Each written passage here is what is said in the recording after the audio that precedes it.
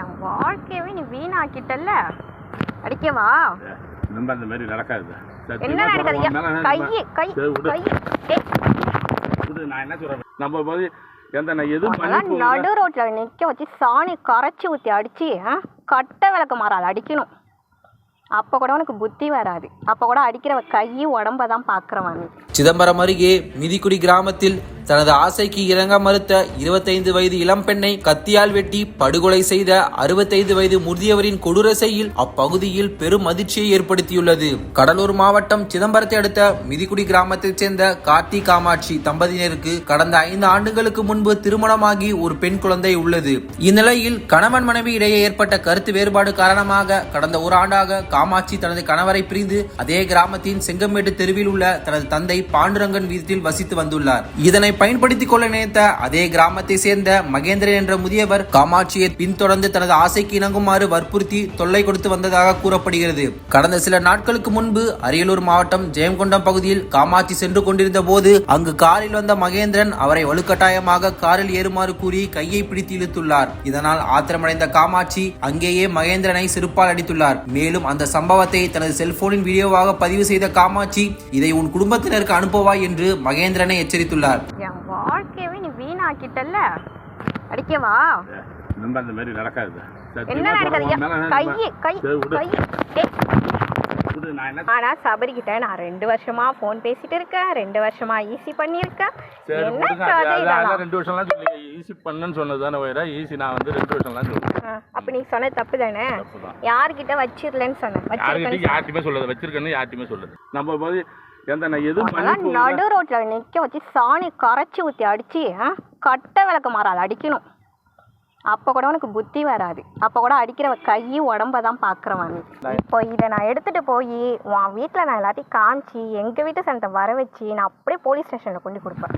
வேற என்ன, மகளிர் ஸ்டேஷன்ல பாலியல் தொல்லை கொடுக்கறான்னு சொல்லி கொடுப்பேன். இதனால் தனக்கு ஏற்பட்ட அவமானத்தால் காமாட்சி மீது மகேந்திரன் தீராத கோபத்திலும் ஆத்திரத்திலும் இருந்துள்ளார். இந்த நிலையில் காமாட்சி வீட்டில் தனியாக இருந்த சமயத்தில் அங்கு வந்த மகேந்திரன் மறைத்து வைத்திருந்த கத்தியால் காமாட்சியை கொடூரமாக வெட்டி படுகொலை செய்தார். காமாட்சியின் அலறல் சத்தம் கேட்டு ஓடி வந்து மகளை காப்பாற்ற முயன்ற தந்தை பாண்டுரங்கனை மகேந்திரன் இரும்பு பைப்பால் பயங்கரமாக தாக்கியுள்ளார். இதில் பாண்டுரங்கன் பலத்த காயமடைந்தார். காமாட்சி ரத்த வெள்ளத்திலேயே சம்பவ இடத்திலேயே பரிதாபமாக உயிரிழந்தார். தாக்குதலை தொடர்ந்து மகேந்திரன் அங்கிருந்து தப்பி ஓடிவிட்டார். இச்சம்பவம் குறித்து தகவல் அறிந்து விரைந்து வந்த அண்ணாமலை நகர் காவல்துறையினர் காமாட்சியின் உடலை கைப்பற்றி பிரேத பரிசோதனைக்காக கடலூர் மாவட்ட அரசு கல்லூரி மருத்துவமனைக்கு அனுப்பி வைத்தனர். மேலும் காயமடைந்த பாண்டுரங்கனுக்கு மருத்துவமனையில் சிகிச்சை அளிக்கப்பட்டு வருகிறது. 65 வயதில் இளம் பெண் மீது கொண்ட தீரா மோகத்தால் ஆசைக்கு இணங்காத பெண்ணை முதியோர் ஒருவர் படுகொலை செய்த சம்பவம் மிதிக்குடி கிராம மக்களை உலுக்கியுள்ளது. தப்பியோடிய மகேந்திரனை பிடிக்க போலீசார் தனிப்படை அமைத்து தீவிரமாக தேடி வருகின்றனர்.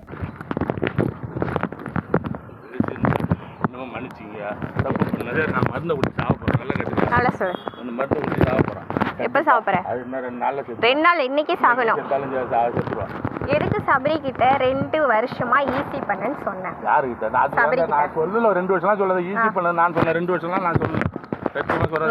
2 வருஷம் 2 வருஷம் ஈஸி பண்ணன்னு சொன்னாங்க. ஆனா 2 வருஷம்லாம் சொல்லீங்க. அப்புறம் சும்மா ஈஸி பண்ண. எத்தனை வருஷம் சொன்னேன்? எங்க வயசுத்தே சொல்லதா ஈஸி பண்ண நான் சொன்னேன். எதுக்கு 2 மாசம் நீ பண்ண? 2 மாசம் நீ பண்ண. 3ஆவது மாசம் யாரோ பண்றாங்கன்னா ஆட்டோமேட்டிக்கா நான் பண்ணிட்டேன். ஆனா சபரி கிட்ட நான் 2 வருஷமா போன் பேசிட்டு இருக்கேன். 2 வருஷமா ஈஸி பண்ணிருக்கேன். என்ன கதை இதெல்லாம்? 2 வருஷம்லாம் சொல்லி ஈஸி பண்ணன்னு சொன்னதானே வேற ஈஸி. நான் வந்து 2 வருஷம்லாம் சொல்றேன். அப்ப நீ சொன்னது தப்பு தானே? யார்கிட்ட வச்சிரலன்னு சொன்னேன். யார்கிட்டயுமே சொல்லல. வச்சிருக்கேன்னு யார்கிட்டயுமே சொல்லல. இது எப்படி நான் நம்புறேன்? சத்தியமா சொல்றேன். நான் யார்கிட்டயுமே சொல்லல. நீ யார் என்ன வேணாலும் சொல்லுதா. நீ யார்கிட்ட சொன்னு சொல்லுதா. அதையும் சொல்றேன். நான் சொல்லவே இல்லை யார்கிட்டயுமே. யார்கிட்டயுமே சொல்லல. சத்தியமா சொல்ல. நான் என்ன சொல்றேன், சேட்டுக்கிட்ட அழைச்சிட்டு போய் விட உன்கிட்ட பொண்ணுங்க 4-5 இருக்கு. நாங்க சம்பாதிச்சு வரேன். நல்லா சம்பாதிச்சிருக்கேன். அது உன் சின்ன பொண்ணு நல்லா ஜோரா உனக்கே ஆசையா இருந்தா நீ அவ கூட சரியா?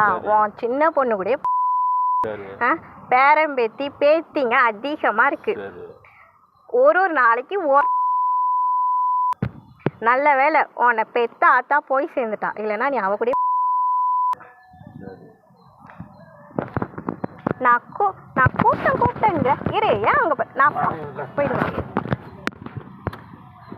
எல்லார்கிட்டையும் நான் தான் கூப்பிட்டேன். என்னை எத்தனை தடவை நீ கார்ல அழைச்சிட்டு போயிருக்க? என்னை எத்தனை தடவை நீ காரில் அழைச்சிட்டு போயிருக்க? அதெல்லாம் ஏன் தான் நான் என்ன இட்டுட்டு போனது யார்ட்டையுமே சொல்லுது ஏன் தான் சொன்ன காரில் அழைச்சிட்டு போயிருக்கேன். அதெல்லாம் இல்லை சத்தியமா நான் சொல்லுவேன். சேட்டுக்கிட்ட போயிருக்கேன். எப்படி எட்டு மானக்கட்டு எப்படி யார்கிட்ட போய் சொல்லுவா இருதை என்ன சொல்லியிருக்கேடா திருட்டு கம்யூனிட்டி. என் வாழ்க்கையை அழிச்சிட்டு உக்காந்துருக்கல நீ. நீ நல்லா இருப்பியா? நான் சொல்லி நீ நல்லா இருப்பியா? உனக்குலாம் நல்ல சாவே வராதுடா. நல்ல சாவே வராது. நல்ல இந்த கடவுளுக்கு நல்லா இருந்தா நான் சொல்லியிருந்தேன்னா யாருக்கு அழுவு உனக்கு நல்ல சாவே வராது. சொல்லுங்க உன்னை பத்தி சத்தியமா கறிய காக்கா கொத்திட்டு போவோம். சத்தியம் என்ன வேணாலும் பாத்து என்ன பார்க்கணும்? நான் இதுக்கு மேல உன்கிட்ட எதுவுமே பேச மாட்டேங்க. என்ன பேச மாட்டேன்? அப்ப இவ்வளவு நாள் பேசிட்டு தான் இருந்தேன். இப்ப சொன்னல இப்ப நான் இன்னும் எதுவுமே உன்கிட்ட எதுக்கு 2 வருஷம் ஈஸி பண்ணி விட்டேன்னு சொன்னா அதை சொல்லிட்டேங்க. ஈஸி பண்ணி விட்டேன்னு நான் சொன்னேன் இல்லையே. 2 வருஷம் ஈஸி பண்ணி விட்டுருக்கேன். 2 வருஷம் கூட நீ வந்து ஒரு தடவை ஷோரூம்ல பணம் கொடுத்த உன் மோரலி தூக்கி கடாசனல்ல. தூக்கி கடாசனா இல்லையா? சொல்லு, தூக்கி கடாசனா இல்லையா? எத்தனை தடவை காரில் கூட்டிருப்ப நான் வந்தேனா? என்ன மயிருக்கு நீ இந்த மாதிரி சொன்ன? இது அப்படியே உன் பொண்ணு சரளா, கபில், சாந்தி எல்லாருக்கும் அனுப்பட்டுமா? உன் செல்லுலேருந்தே அனுப்பவா? அது இன்னும் சூப்பராக இருக்கும். அனுப்பட்டுமா? நீ சாகணும்டா. நீ செத்தாதாண்டா நான் அவளெல்லாம் வாழ. என்ன உட்காருனா எனக்கு நடந்து போய்க்கு தெரியும். ஒன்று நம்ம அதெல்லாம் அந்த மாதிரி ஏங்க நான் என்ன மன்னிச்சு கேட்கும் காலில் வேணாலும் விட 4 பேரை வச்சு விடுங்க இந்த ஊரில். இந்த ஊரில் இல்லை, நம்ம ஊரில் வந்து விடு. இந்த ஊரில் விழுவினாங்க. இந்த ஊரில் நான் யார் என்னன்னே தெரியாது. இந்த ஊரில் விழ போகிறேங்கிற. நம்ம ஊரில் வந்து விழு. சரியா? போமா, அந்த கார்லேயே போமா, ஜோராக போய் இறங்குவோமா? நானும் எப்படா நீ என் கையில் கிடைப்பேன்னு இருந்தேன். நான் எனக்கு நல்லா வசமாக வந்து மாட்டிக்கிட்டேன். நீ இன்னைக்கு சாவணும். உண்மையாலுமே மருந்து வாங்கிட்டு போகிறேன். உண்மையாலுமே கண்டிப்பாக அதில் மாற்றமே இருக்காது.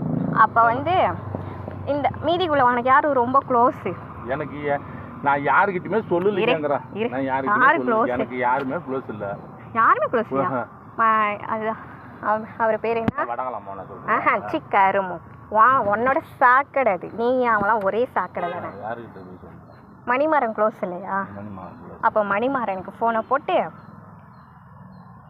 சொல்லு, நீ என்னென்ன போய் சொன்னியா அது எதுவுமே நான் சொல்லலை. அது வாழ்க்கைக்கு எடுக்காது, என் கூட வந்துடும், நான் அதை அனுபவிக்கலான்னு சொன்னேன் அப்படின்னு சொல்லு. மணிமாறன் ஆமாம் சொன்னேன். சரி, நீ மணிமார்ட்ட எதுவுமே சொல்லலை. நீ மணிமார்ட்ட சொல்லு. சரி நான் சொல்லிடுறேன். இப்போ சொல்லு. ஏன் எதுக்கு ஃபோனை போட்டு சொல்லு. போட்டு சொல்கிறேன்டா. என்னன்னு சொல்லுவேன். நீ அப்புறம் சொல்றியா? நான் போய்